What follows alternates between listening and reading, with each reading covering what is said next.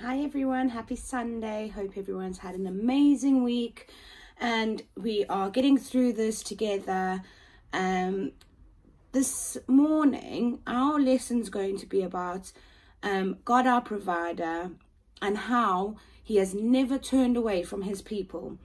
So your task for this week is to read Judge 6. It's about Gideon and how he wasn't convinced that God could use him. So I feel the same way. If God, I sometimes think I'm not important enough for God to use me.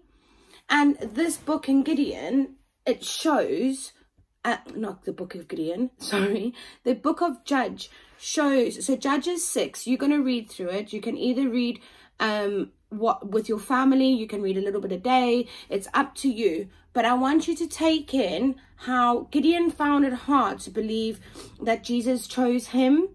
He thought that he was the least important person in the least important family, in the least important tribe. So he really thought that he wasn't good enough at all.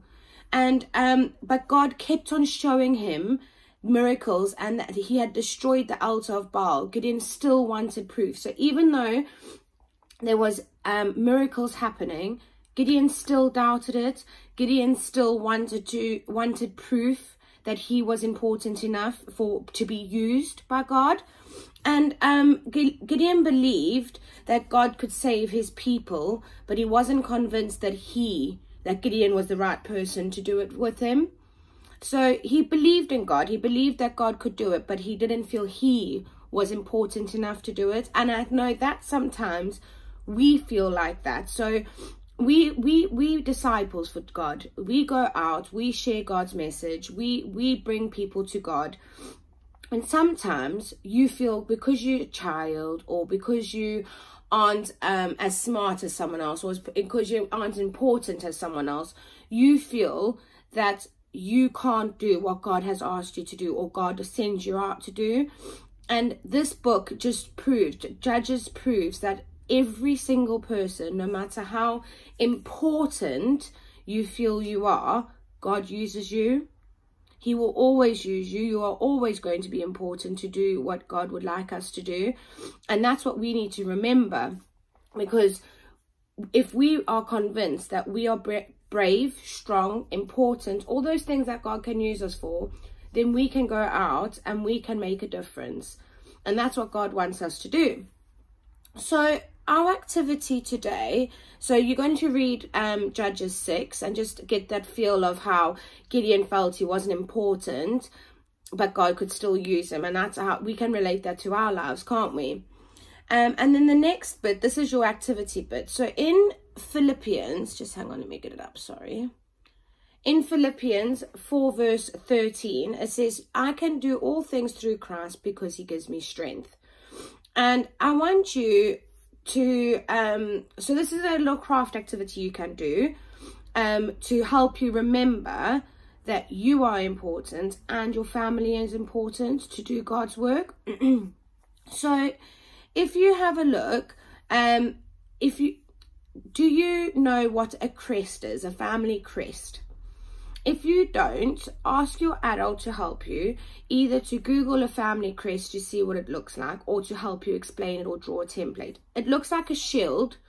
It's like the shape of a shield, but it's got your family, either heritage in it, or family surname, or family symbol, something in it that represents your family name.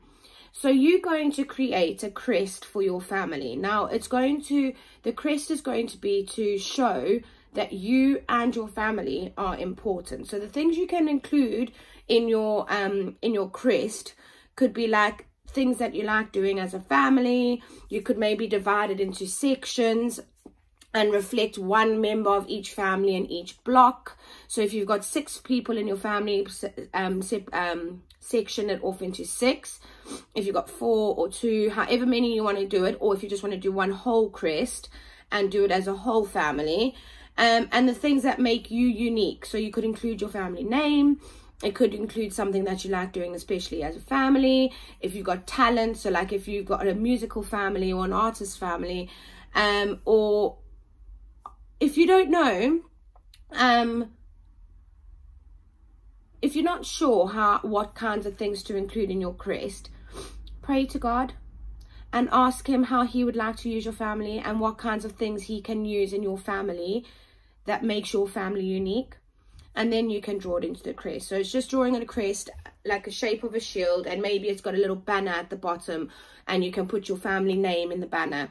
Ask your family to just either Google family crest, or they can draw a template for you. Speak to your adults. Then we're going on a scavenger hunt. This is another part. So this is the third part of your activity. So first one is reading Gideon over the week. The next one is creating your family crest and what makes your family important and how God can use your family. Like Gideon in the book of Judges, so Judges 6, just like Gideon was doubtful, I'm also doubtful. It's human to be doubtful, and you always want proof to show that what is being said is true. But you need to always remember God will use us. No matter how important we feel we are, even no matter how least important we feel we are, we will always be able to be used by God in some way or another. And that's what we need to pray to God about. So if you don't know what to fill into your crest, so the crest can be filled up with things that make you unique and ways God can use you and your family. And you may want to section it off. So I said this already, like where you want to section it into grids. You might want to say for yourself, if you're a good artist, maybe drawing something artistic for a family member that doesn't know Jesus yet. Or if your family are talented at music, maybe you want to get your family to sing a song for someone and share it with them who doesn't know God yet, or share some worship with someone who doesn't know God yet. So it's ways that God can use your family to make a difference. So that's what the purpose of the crest is. And then the last one, like I said, was a scavenger hunt. At the end of this video, there will be a picture. So if you don't hear what you need to look for and why, then just pause the video at the end and there'll be a picture for you. So in the Bible, there's loads of, Gideon named the place where God spoke to him called Jehovah Shalom. And now that means the Lord is peace. But throughout the whole Bible, God is referred to as many different names and described what he is like. So there are different names throughout the Bible, like Jehovah Jireh. I'm sure some of you have heard that. Jehovah Rapha, Jehovah Nessi, and Jehovah Shalom. So Jehovah Jireh means the Lord provides. Jehovah Rapha means the Lord who heals. Jehovah Nessi, the Lord our banner, and Jehovah Shalom, the Lord is peace. So those are all names that are used throughout the Bible to describe God. And we are going to go on a scavenger hunt now to find things that describe those names. So the first one, Jehovah Jireh, the name of God comes from Genesis. You are going to find something to eat. Obviously, please speak to your adults before you just take like a chocolate bar and eat it. Find something that you can eat. You don't need to eat it. Just find something that you can eat. You're not going to go pick up a chair because you can't eat a chair. So you go to your fridge or whatever. Please make sure your adults are okay with you doing it. Go to your fridge, get something that you can eat. When you've got that something that you can eat, set yourself a 30-second timer, or just think of, if you don't have a timer on you, don't distract yourself by counting because you're going to be praying. Just pray for a little bit, okay? But 30 seconds, and thank God for as many things he provides as you can. So think of all the things that God provides you with. So food, house, family, clothes, friends, school, all those things he provides you with. You've got 30 seconds to list all the things that God provides you with.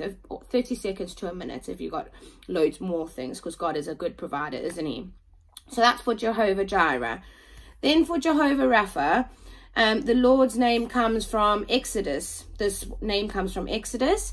So you're going to find something that you can use for first aid. So it could be a plaster, it could be a bandage, it could be a thermometer. Loads of things that you can use for first aid. Once you found that, please speak to your parents again, or your adults. Don't just do something and go get a first aid kit and damage it or whatever. Just ask your adults. So find something that you can use for first aid. And then pray for everybody you know that needs healing today. Well, the whole world needs healing, don't they? So pray for anyone who needs healing today. And as you pray, place your hand over the part of the body that heals. So now that prayer is if you are praying for someone who needs physical healing. So if they've got a sore, so I've hurt my hand, so I can hold my hand over the place where I've hurt it, and I can ask God for divine healing on that. Or you could hold the band-aid or the plaster that you've got in your hand, or the bits of first aid you've got, and hold that in your hand and pray for whoever in the world needs healing. Now, because you might not be with the person that has healing, that needs healing in your house, so you might want to pray for that person, but just hold the part from the first aid kit and while you pray for them. Okay, or if you're praying for your family member in your house that needs healing, maybe they've hurt themselves or they're not well, they're poorly, then put your hand over them and pray for them. Okay, I know you can't go and pray for other people outside your house at the minute, but that's why pray in your head, hold your band-aid. And there's loads of people in the world that needs healing. The whole world needs healing at the minute. And then Jehovah Nissi, this comes from Exodus as well. So you're going to find something you can wave like a flag. It might be a scarf, it might be a flag, something that you can wave like a flag, nothing big, a pillowcase or something that you can wave like a flag. And once you found that, you're going to wave your banner, your flag, and shout out a thank you prayer to God. So if you want to do this with family, that's okay. You can do it as a whole family, or you can just do it by yourself. And if you're doing it as a whole family, take turns to wave the banner, your flag, and pray. Shout out to God and a thank you prayer. Okay, so shout out loud, make sure he hears you. Worshipping is the best thing that we can say to God to show him how thankful we are. So shout out to God, shout a thankful prayer, a thank you prayer to God. And take it in turns if you're doing it in a family, okay? And then the next one is Jehovah Shalom. The peace in the Bible often symbolized by a dove. So can you find a bird in your home? It can be a picture, a book, a toy, an image, an item on a clothing, or if you've got a real bird. So find something that has a bird on it. So picture, book, toy, clothing, something that has a bird on it, and pray and ask God to fill you with peace, and spend some time just quietly waiting on God, just listening to him. So I know a lot of us are a bit anxious during this difficult time. I know I am, for all the things that are changing so quickly and what's happening in the world. So we need loads of peace at the minute.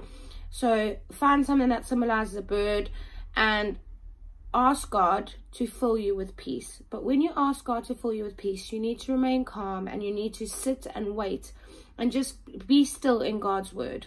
So when you're praying, just be quiet, don't run around, don't be distracted, just fully focus on God and let him fill you with that peace that you've asked for.